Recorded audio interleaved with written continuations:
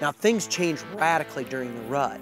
Not only do food sources change, but the deer just move to different areas for breeding and chasing. So I got on a high vantage point where I could see into one bottom and another bottom, plus a beautiful funnel where the deer may come off a top feeding area. We're set up in a real good pinch point here. It's actually a full week into the hunting season already, so deer have felt a little pressure. We're already seeing good movement right at shooting light here. Right between two transition points, a big winter wheat field and a great bedding area.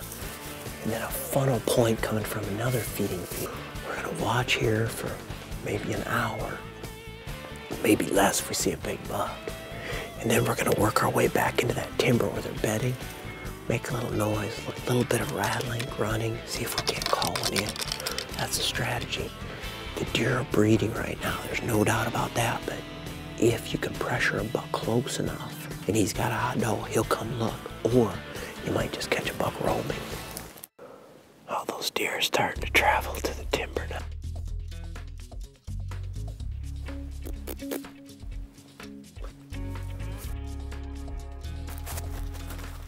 A lot of these bucks, the whitetails and mule deer, have real chocolate colored horns, milk chocolate.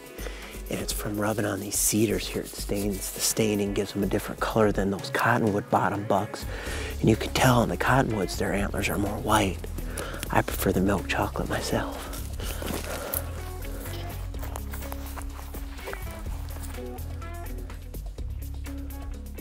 The west wind is supposed to be south. I think we'll still head over there. I think it'll change. As soon as that sun comes up and heats the earth, it'll start blowing. Well, the wind was wrong, but when I got down into the riverbank, it followed the bank of the river. So I had the wind right in my face, was able to again cut some hard angles and move into position for another setup. I went way around the front, leaving the feeding field alone, coming in back door, right in the face of where the deer were coming to at that same exact time.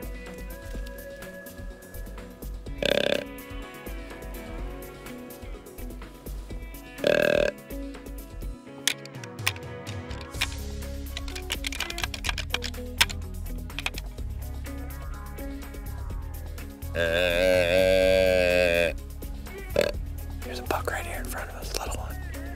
20 yards, or 20, 30, 40 yards. Seconds later, I mean seconds later, deer showed up. A small buck, boom, right in my face, 30, 40 yards away and coming in close. I just heard another grunt. He didn't have no idea what was going on until he looked me in the eye. Then he kind of knew what was going on. He bounded off right away. I picked up the horns. Again, remember, they don't know what's going on. They just see a deer running. They don't know if he's running from a coyote, if they're running from Mark Kayser, or if he's chasing a doe. And I started rattling again.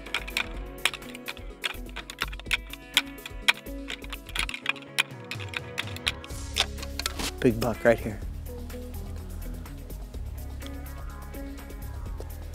He's that 4-point that was on the field.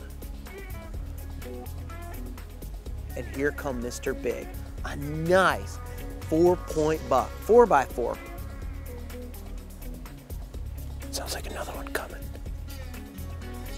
And he came right into our face as well. Probably 30 yards away, offering me all the time in the world for a shot. I looked him over and thought, I want to give this deer one more year, and I still had time. Still had a little bit of time on this speed hunt in South Dakota.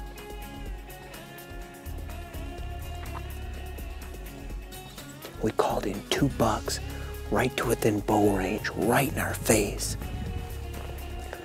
This is a real typical setup that I like to work, making a big wide swing coming into the back part of a bedding area. They have no idea we're here because we're right off the riverbank, and this is where they like to cruise. And they charged right in. That second buck, he even blew by a buck leaving. But like I said, if you hit the horns again, a lot of times it just looks like chaos, which is what happens during the rut. Bucks running, getting run off, bucks chasing does. And that's all he thought was happening.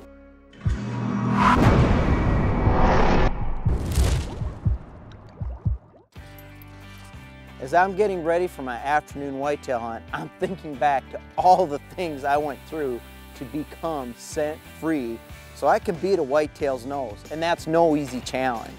Now the first thing I did is I washed all my clothes, head to toe, in Scent Away laundry detergent from Hunter Specialties. Next, I put it in their deluxe safe travel bag, so again, from my home to the field, it is scent-free, nothing's getting on it. Next, I cleaned up. Now that's hard for me to do, but I cleaned up with their Scent Away soap products. Again, washing my body, getting rid of the bacteria from my skin and my scalp. And when I got to the field, I've been using the Scent Away spray. The one I trust the most is Hunter Specialties Scent Away, 100% proven. Now I'm not a scientist, but they have 4 key elements that help make this product get rid of all your scent. They use molecular conversion, oxidizing, the bonding of molecular scent molecules, and finally, neutralization of the scent total. It's a lot of steps to go through, but if you don't, it's going to be darn tough to beat that whitetail's nose in the end.